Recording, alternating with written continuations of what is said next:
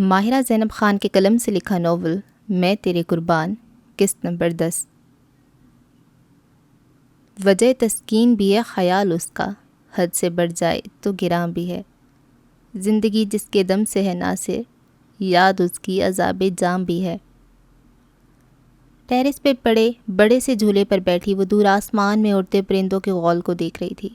اس کی سوچیں بھی انہی کے ساتھ اڑان بھرتی اسے حال سے بیگانہ کر رہی تھیں۔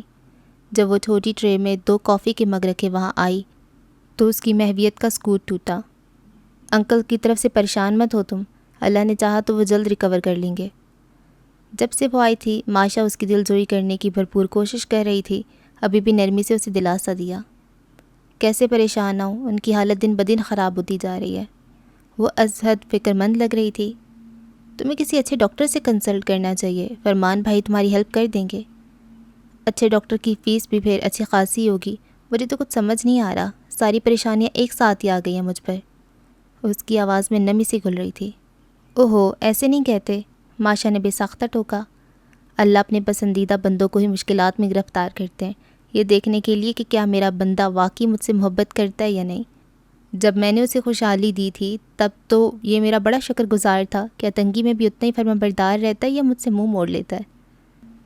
میں نے تو کبھی آسائشوں والی زندگی میں بھی اللہ کا شکر نہیں کیا، حق کی طرح سب کچھ استعمال کرتی تھی، جیسے یہ دولت عیش و عشرت بنا ہی میرے لیے ہو۔ آنکھ کے کنارے جمع ہوئے پانی کو انگلی سے صاف کرتی وہ جیسے خود سے ہی شکوہ کناں تھی۔ ماضی اگر دردناک ہو تو اسے یاد کر کے خود کو اذیت میں نہیں رکھتے۔ مجھ سے نہیں بھلایا جاتا، میں نے پوری زندگی اس آسائشات میں گزاری تھی، اور جب میں ان کی عادی ہو گئی تو سب کچھ چھن گیا مجھ سے۔ نچلا لب دانتوں تلے دبائے وہ ایک بے نام اذیت کا شکار تھی۔ اللہ مال و دولت دے کر بھی آزماتا ہے اور لے کر بھی، جو شکر کرتے ہیں اللہ انہیں اور نوازتا ہے، اور جو شکر نہیں کرتے غرور میں مبتلا ہو جاتے ہیں اللہ ان سے چھن بھی لیا کرتا ہے۔ اور تمہیں اتنا افسوس کرنے کی ضرورت نہیں ہے، وہ اللہ ہی کی چیز تھی، تم نے قدر نہیں کی تو اس نے واپس لے لی۔ ویسے آفس کیسے جا رہا ہے تمہارا؟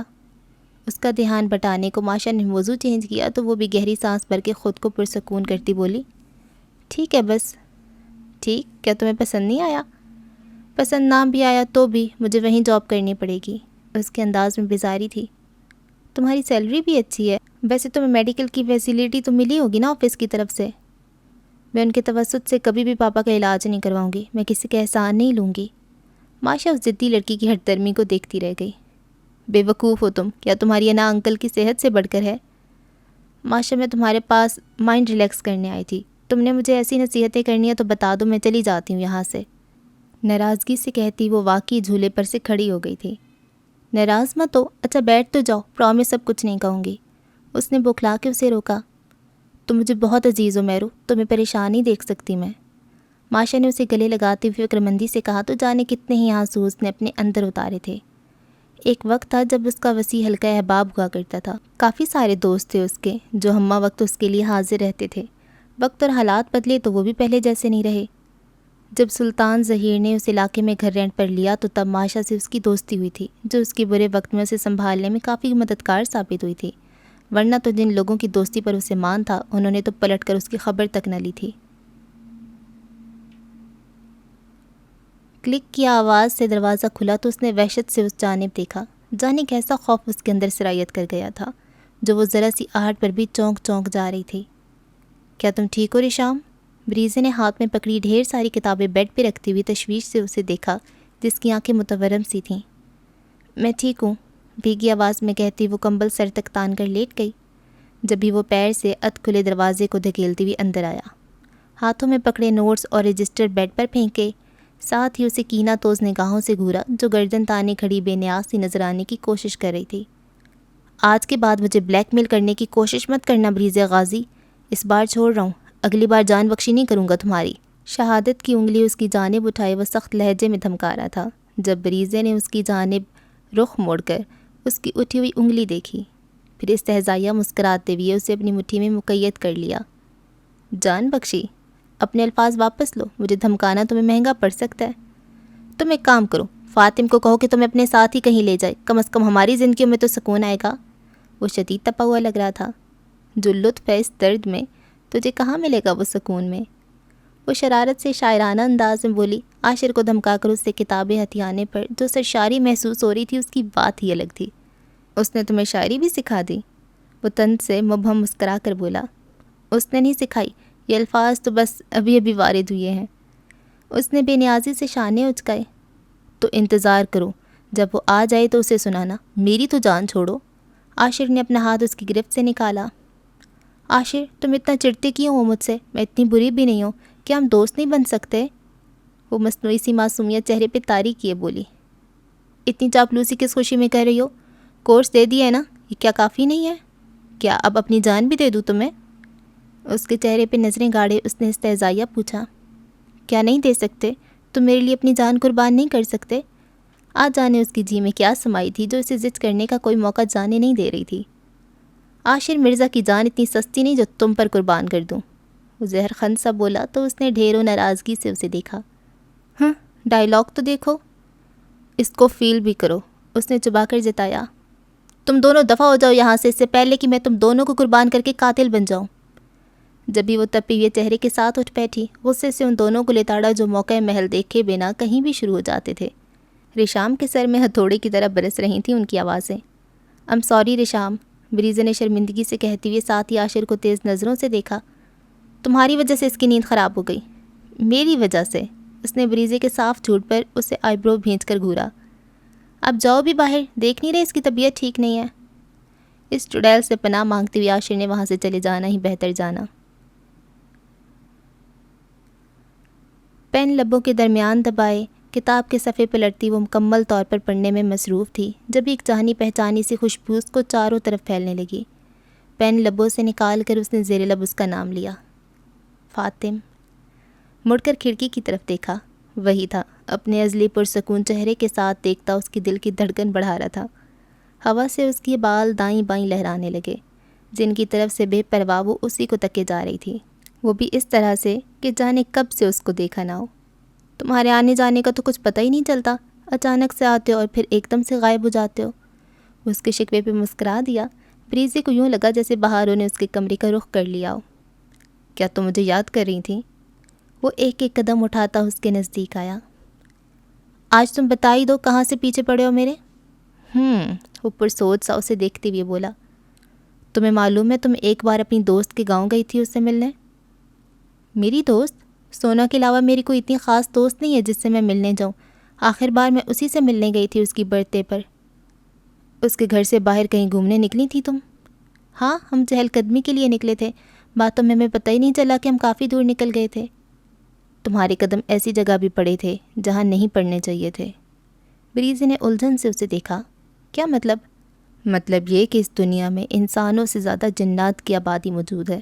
کچھ جگہیں اور علاقے ایسے ہوتے ہیں جہاں جنات کافی تعداد میں موجود ہوتے ہیں، یا یوں کہنا چاہیے کہ وہ انہی کی سرزمین ہوتی ہے جہاں بے دڑک داخل نہیں ہوا جاتا۔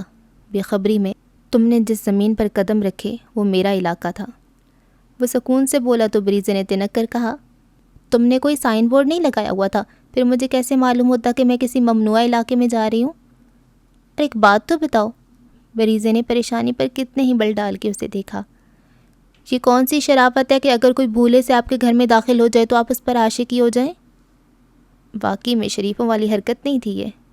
مسکراہٹ تبادہ وہ پشیمانی کے تاثرات چہرے پہ سجاتا بولا۔ سونا بھی تو میرے ساتھ تھی، تم اس کے پیچھے بھی تو جا سکتے تھے نا؟ مجھے تم پر ہی عاشق ہونا تھا، پھر میں کسی اور کے پیچھے کیوں جاتا؟ لیکن اس عاشقی کا کوئی فائدہ نہیں، تم ایک جن ذات ہو، مجھ سے شادی نہیں کر سکو گے، میری شادی کسی انسان سے ہی ہوگی۔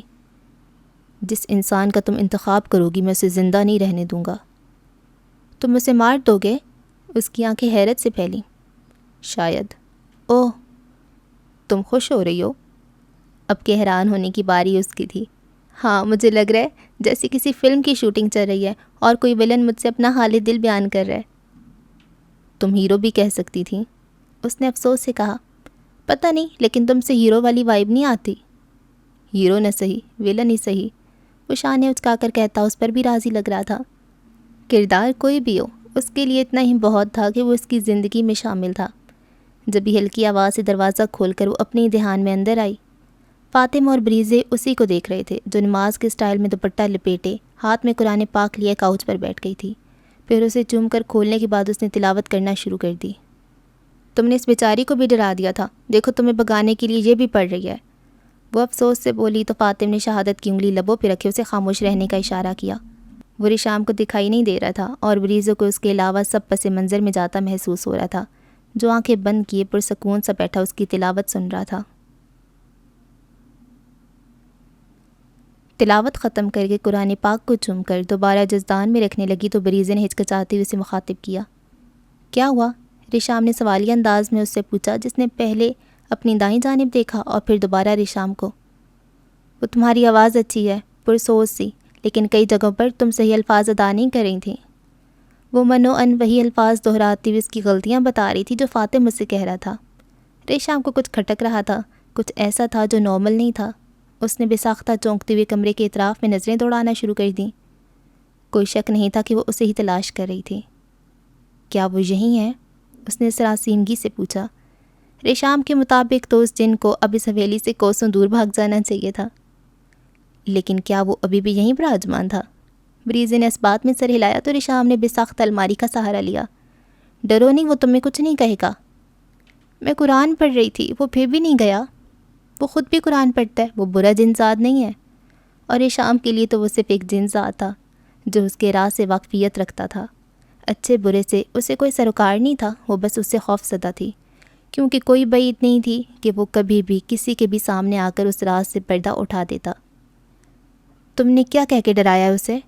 ریشام کے وہاں سے جانے کے بعد بریزے نے تجسس سے پوچھا۔ ایک راز ہے اس کا میرے پاس۔ راز؟ کیسا راز؟ وہ مزید متجسس ہوئی۔ وہ میں تمہیں نہیں بتا سکتا۔ کیوں نہیں بتا سکتے؟ تم تو عاشق ہو نا مجھ پہ، کیا اپنی ہی بات سے پھر گئے ہو؟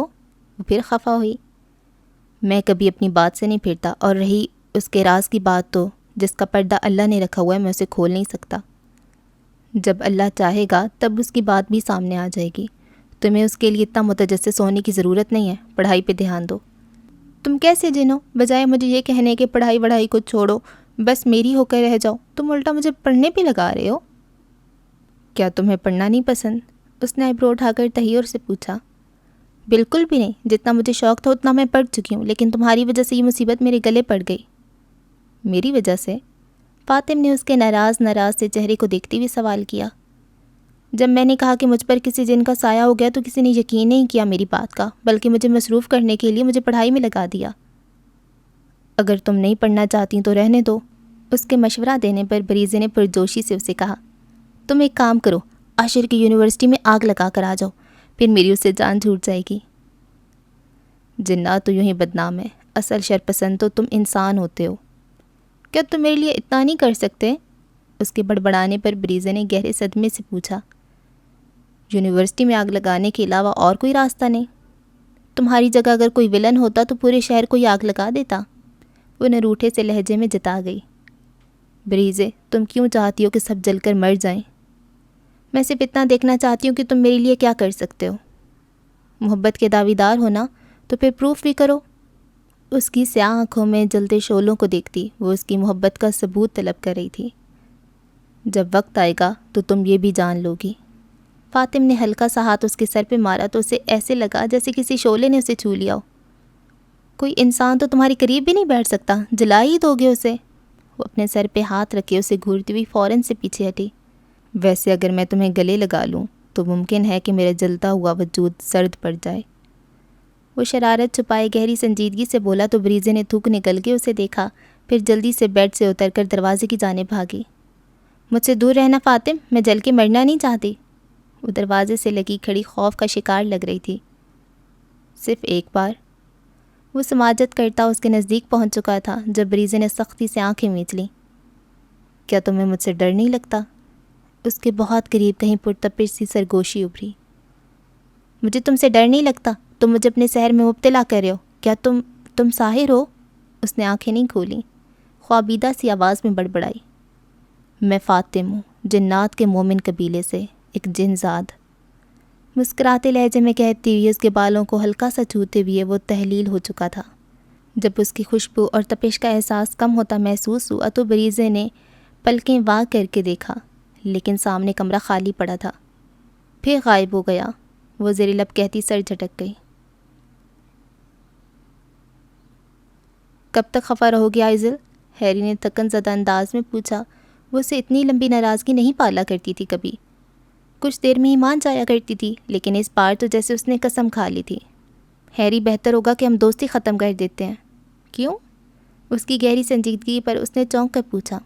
ہیری کو سمجھ نہیں آ رہی تھی کہ اب ایسا بھی کیا ہو گیا ہے جو وہ اس قسم کی بات کر رہی ہے۔ اگر میں کہوں کہ سنگر بننے کا خواب چھوڑ دو تو کیا تم مان لو گے میری بات؟ آئزل تم جانتی ہو میں نے اس سب کے لیے کتنی محنت کی ہے۔ وہ پھر سے وہی بات شروع کرنے لگی تھی شاید۔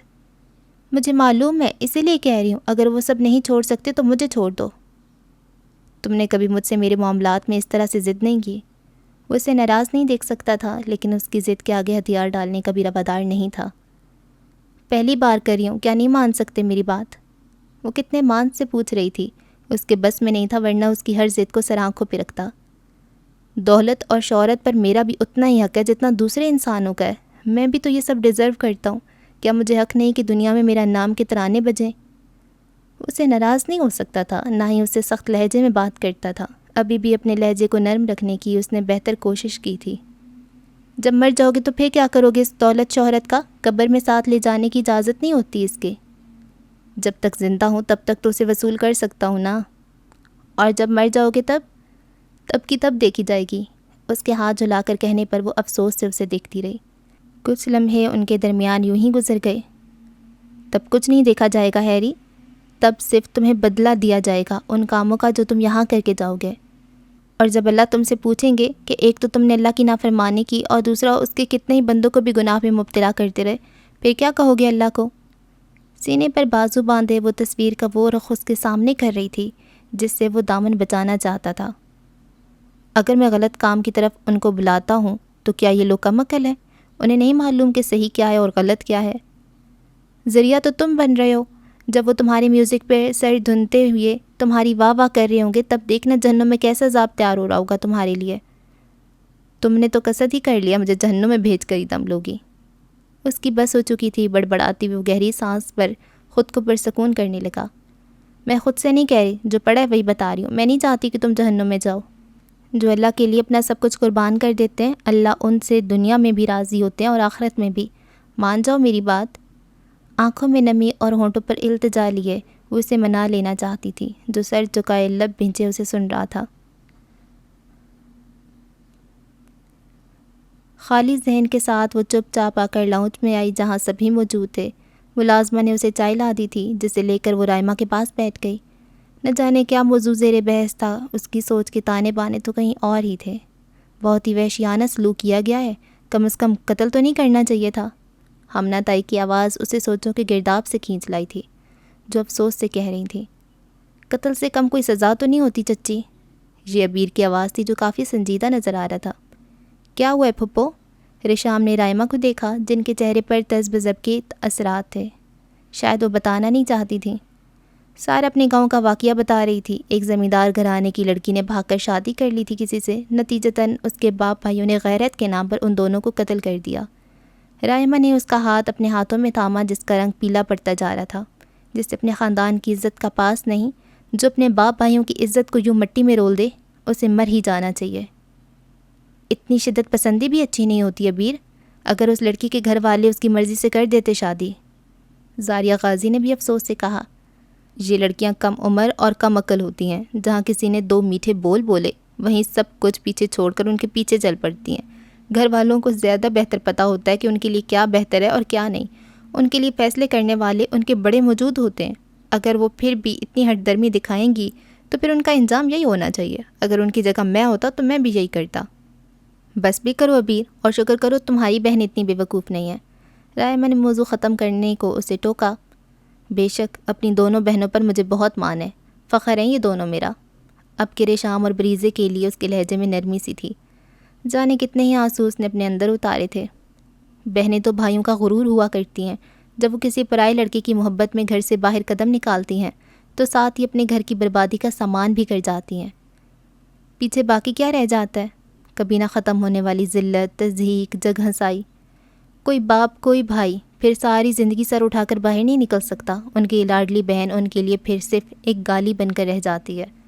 دنیا تھوکتی ہے ایسے لوگوں پر کہ دیکھو یہ وہی ہیں جن سے ان کی بہن نہ سنبھالی گئی، پورے زندگی کی کمائی عزت لمحے میں مٹی میں مل جاتی ہے۔ عبیر کی آواز مدھم پڑتی جا رہی تھی۔ رشام کو اپنی بے بسی پر ماتم کرنے کو جی چاہ رہا تھا۔ براؤن کلر کی کیپری اور شرٹ پر ہم رنگ دوپٹہ اوڑھے، چادر ہاتھ میں لیے وہ کہیں جانے کے لیے تیار لگ رہی تھی۔ پڑھائی ختم ہو گئی ہے تو اب کہاں کی تیاری ہے؟ سفینہ تائی نے اس کے چہرے کی سرخی کو جانچتی نظروں سے دیکھ کر استفسار کرنا ضروری سمجھا۔ کچھ کام ہے تائی، میں یونیورسٹی سے کال آئی تھی۔ نگاہیں چراتی ہوئے وہ مدھم سا بولی، تمہاری طبیعت مجھے ٹھیک نہیں لگ رہی، کل چلی جانا۔ زاریہ نے اس کی پیشانی چھوتے ہوئے تشویش سے کہا، آج ہی نمٹانا یہ کام، جلدی آ جاؤں گی۔ فاز سے کہہ دو وہ تمہیں لے جائے گا۔ ان کے کہنے پر وہ انکار کر گئی۔ میں یوسف کے ساتھ جا رہی ہوں، اسے بھی تو بلایا ہے۔ ٹھیک ہے جاؤ، جلدی آنے کی کوشش کرنا۔ اس کی پیشانی چومتے ہوئے انہوں نے یاد دہانی کروائی تو اس نے اس بات میں سر ہلا دیا۔ آج تو ہر شے نے جیسے اداسی کی چادر اوڑھ رکھی تھی، سب کچھ خفا خفا سا محسوس ہو رہا تھا۔ ساری رونقیں، ساری شادابیاں جیسے ماند پڑ گئی تھیں۔ یونیورسٹی کے وسیع گراؤنڈ میں پشت پر ہاتھ باندھے سیاہ شلوار قمیص پہنے وہ اس سے 2 قدم پیچھے چل رہا تھا، جو کھلے اور شاداب سے آسمان کو دیکھتی سیاہ چادر میں لپٹی ہوئی تھی۔ ایسی کیا بات ہوگی جو آپ کو جھوٹ بول کر آنا پڑا؟ اس کی بکھری ہوئی حالت اسے پریشانی میں مبتلا کر رہی تھی۔ زیادہ دیر خود کو روک نہیں پایا تو پوچھے بیٹھا، کیا تم یقین کرتے ہو جنات پر؟ وہ چلنا موقف کر کے اس کے سامنے رخ موڑ کر کھڑی ہو گئی، جو اس کے اچانک سے رک جانے پر خود بھی وہیں تھم گیا تھا۔ جنات پر تو وہ یقین نہیں کرتے جنہوں نے قرآن نہیں پڑھا، میں نے تو الحمدللہ پڑھا ہے۔ کیا تم نے کبھی کسی جن کو دیکھا ہے؟ خیریت ہے؟ آج سے پہلے آپ نے کبھی اس موضوع پر بات نہیں چھیڑی۔ یوسف کو اس کا انداز غیر معمولی لگ رہا تھا۔ ایک جن ہے، وہ بریزے کے پیچھے پڑا ہے، وہ مجھے بھی دکھائی دیا تھا، وہ سب جانتا ہے تمہارے اور میرے بارے میں، اس نے مجھے بہت خوف زدہ کر دیا ہے۔ واقعی میں؟ اس نے بے یقینی سے پوچھا۔ میں جھوٹ نہیں کہہ رہی، وہ آیا تھا میرے سامنے۔ آپ سورہ بقرہ پڑھا کریں، وہ نہیں تنگ کرے گا۔ وہ اس سے بھی نہیں بھاگتا، بلکہ وہ سننے بیٹھ جاتا ہے اور پھر غلطیاں نکال کر سرزنش کرتا ہے کہ ٹھیک سے پڑھا کرو۔ آپ کو کیسے معلوم؟ اس کی پیشانی پر شکنوں کا جال تھا۔ مجھے بریزے نے بتایا، جب میں نے تلاوت ختم کی تو اس نے مجھے کہا کہ فاطم کہہ رہا ہے کہ تم یہاں غلطی کر رہی تھیں۔ فاطم نام ہے اس کا؟ یوسف نے کچھ چونک کر تصدیق کی۔ یہی بتایا تھا اس نے۔ تم اپنے گاؤں چلے جاؤ یوسف، مجھے تمہاری بہت فکر ہے۔ آپ کو پریشان ہونے کی ضرورت نہیں، سب ٹھیک ہو جائے گا، وہ کسی کو کچھ نہیں بتائے گا، وہ نرمی سے بولا۔ تم اتنے یقین سے کیسے کہہ سکتے ہو؟ کیونکہ یہ ایسی مخلوق ہے کہ آپ جب تک خود سے انہیں پریشان نہ کریں آپ کو نقصان نہیں پہنچاتی، نہ ہی آپ کے کاموں میں عمل دخل کرتی ہیں۔ آپ اس کی جانب سے لا تعلق ہو جائیں، وہ کچھ نہیں کرے گا۔ کیا وہ اچھا جن ہے؟ اس نے سراسیمگی سے پوچھا۔ شاید ہاں، یقیناً مومن قبیلے سے ہوگا، ورنہ برے جنات اس گھر یا جگہ پر داخل نہیں ہوتے جہاں قرآن پاک کی تلاوت کی جاتی ہے۔ ان کے بھی قبیلے ہوتے ہیں؟ اس نے حیرت سے پوچھا۔ قریباً 70,000 قبائل موجود ہیں ان کی دنیا میں، اور ان کی آبادی اتنی زیادہ ہے کہ کہتے ہیں کہ اگر آسمان سے ایک سوئی بھی پھینکی جائے تو بھی کسی نہ کسی جن کے سر پر ہی گرے گی۔ ان میں ہر قسم کے جن پائے جاتے ہیں، کچھ شیطان کے پیروکار ہوتے ہیں تو کچھ مومن جنات ہوتے ہیں، کچھ آتش پسند ہوتے ہیں کہ آگ کے قریب رہنا پسند کرتے ہیں، کچھ جنگل بیابانوں میں آباد ہوتے ہیں، کچھ عاشق ٹائپ کے ہوتے ہیں، اور کچھ تو خون کے اتنے شوقین ہوتے ہیں کہ اگر کسی انسان کا ایک قطرہ خون بھی زمین پر گرے تو وہ لپک کر اس کی جانب بھاگتے ہیں۔ تم اتنی جانکاری کیسے ہے؟ کہ تمہارا بھی ان کے ساتھ اٹھنا بیٹھنا ہے؟ اس کی سے آنکھوں میں شک کی پرچھائیاں تھیں۔ کیوں نہ چیز پر شک کری ہو، یہ اتنی کوئی انوکھی بات تو نہیں ہے، نہ ہی اتنی نایاب ہے کہ بہت کم لوگ اسے جانتے ہیں۔ یہ تو سب کو معلوم ہے کہ یہ دنیا جب قائم ہوئی تھی تو یہاں جنات ہی آباد تھے، جنہیں اللہ نے انسان کی پیدائش سے ہزاروں سال قبل آگ سے پیدا کیا تھا۔ پھر جب اللہ نے حضرت آدم علیہ السلام کو پیدا کیا تو ابلیس سے فرمایا کہ اپنے لشکر لے جاؤ اور سارے جنات کو پہاڑوں اور بیابانوں کی طرف بھیج دو۔ ہاں، ابلیس کتنا فرما بردار تھا یہ اللہ کا! وہ ہاتھ جھلا کر بولی، فرما بردار بھی اور بہت عبادت گزار بھی، لیکن اپنے غرور کے باعث عرش سے فرش پہ پھینک دیا گیا۔ ایک تو ہمارے باپ کو سجدہ کرنے سے انکار کیا، اور اوپر سے یہ قسم بھی کھائی کہ اس کی اولاد کو بھی اللہ کو سجدہ کرنے سے روکتا رہوں گا یہاں تک کہ قیامت واقع ہو جائے۔ صحیح نام رکھا ہے اس کا، شیطان کہیں کا۔ وہ بڑبڑائی تو وہ زیر لب مسکرا دیا۔ اگر کوئی ہمارے باپ کو کچھ کہہ دے تو ہم تو مرنے مارنے پہ اتر آتے ہیں، سامنے والے کا گریبان پکڑ لیتے ہیں، لیکن یہ بات بھول جاتے ہیں کہ جس نے آدم سے بیر باندھا ہم اسی سے یارانہ قائم کی ہوئی ہیں، جس کا نتیجہ عذاب کی صورت نکلے گا۔ میں نمازیں پڑھتی ہوں، میرے پاس پہلے اتنی پریشانی اور تم مجھے مزید ڈرا رہے ہو۔ وہ نرم لہجے میں اسے سمجھاتا، اسے اس کا فیصلہ بدلنے پہ مجبور کر رہا تھا کہ اس شخص سے دستبردار ہونا بھی چاہیے یا نہیں۔ کیا نمازیں پڑھنا کافی ہوتا ہے؟ آپ کو معلوم ہے کچھ نمازیں ایسی بھی ہوں گی جب کوئی بندہ قیامت کے دن وہ لے کر اللہ کے سامنے جائے گا تو وہ نمازیں اس کے منہ پر مار دی جائیں گی۔ کیوں؟ وہ بے ساختہ چونکی۔ اللہ کو منافقت شرک سے بھی زیادہ ناپسند ہے۔ شرک میں تو بندہ اللہ کو ماننے سے انکار کر دیتا ہے، نعوذ باللہ، لیکن منافقت میں کیا کرتا ہے کہ نماز تو پڑھ رہا ہوتا ہے لیکن اس کا ذہن ہی حاضر نہیں ہوتا، جو صرف جان چھڑانے کو جلدی جلدی نماز پڑھ کے اپنے دنیاوی کاموں میں لگ جاتے ہیں۔ یہ وہی لوگ ہیں جنہیں اللہ پھر چھوڑیں گے نہیں۔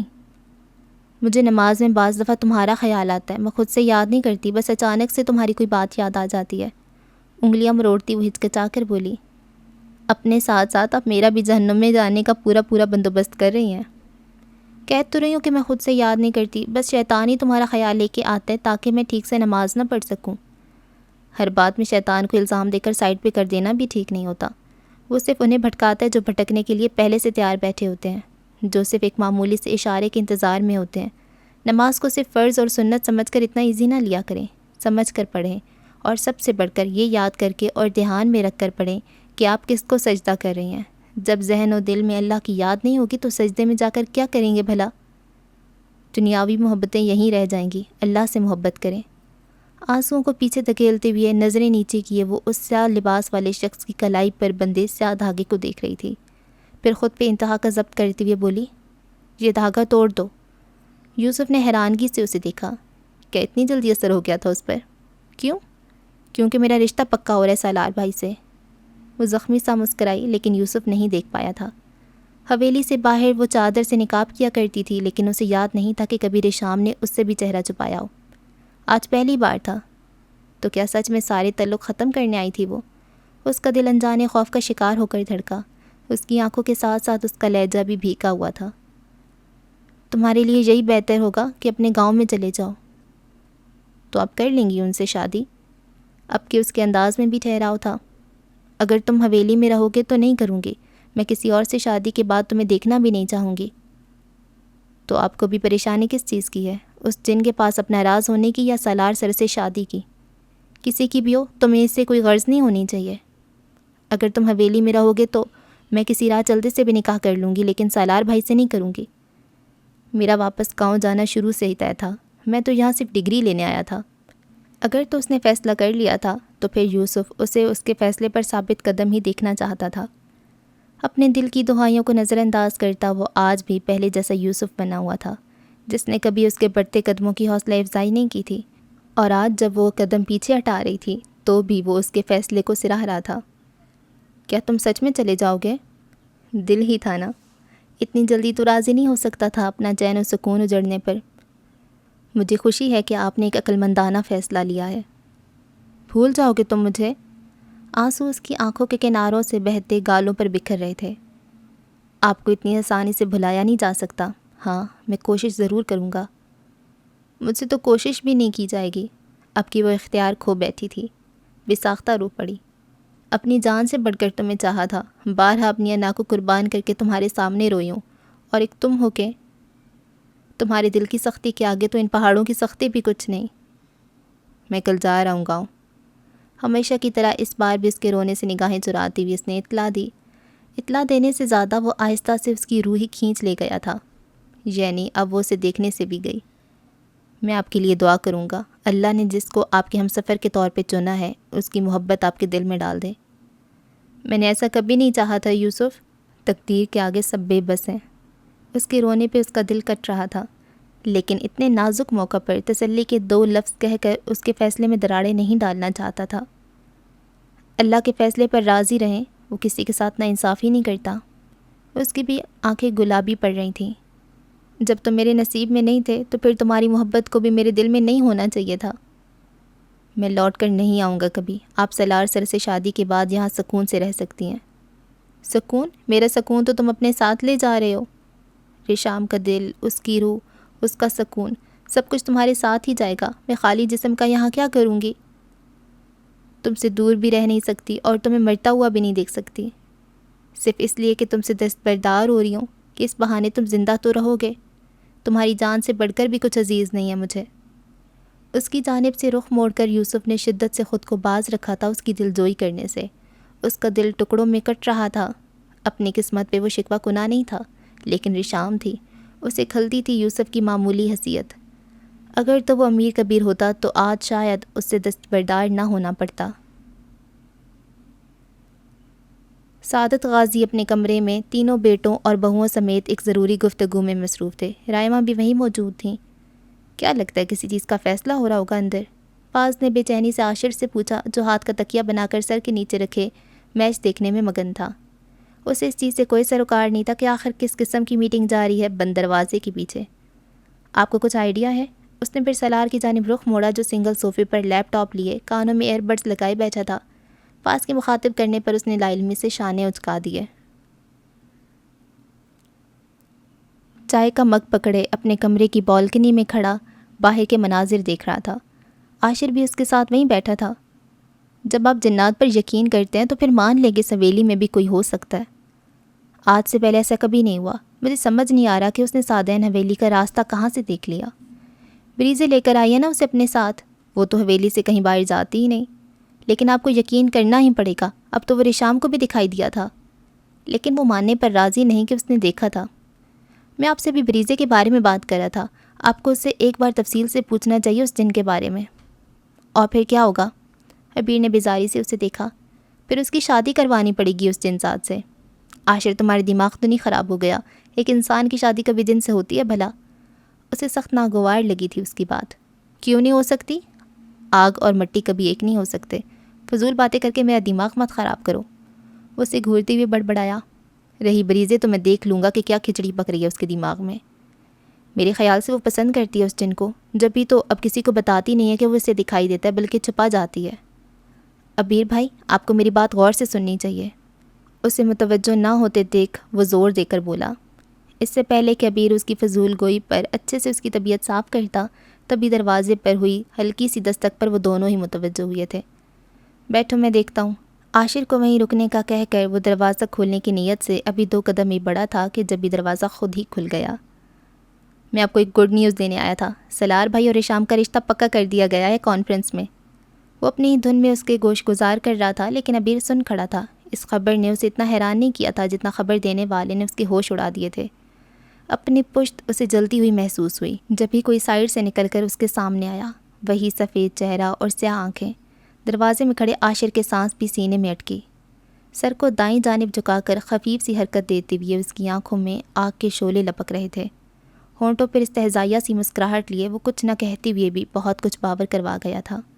دیکھتے ہی دیکھتے ان دونوں کی نظروں کے سامنے تحلیل ہو گیا۔ عبیر بھائی، عاشر تیزی سے اس کی جانب لپکا۔ آپ ٹھیک ہیں؟ وہ کیا کہہ رہا تھا؟ عاشر نے بے ساختہ اس کا بازو تھاما جس کا تنفس تیز ہو رہا تھا۔ یہ ٹھیک نہیں ہو رہا، بہت غلط ہو رہا ہے۔ بریزے کہاں ہیں بریزے؟ وہ شدید خوف اور اضطراب کا شکار لگ رہا تھا۔ ماہرہ زینب خان کے قلم سے لکھا ناول میں تیرے قربان کی قسط نمبر 10 کا اختتام ہوا۔ آپ سے اگلی قسط میں ملاقات ہوگی، تب تک کے لیے اللہ حافظ۔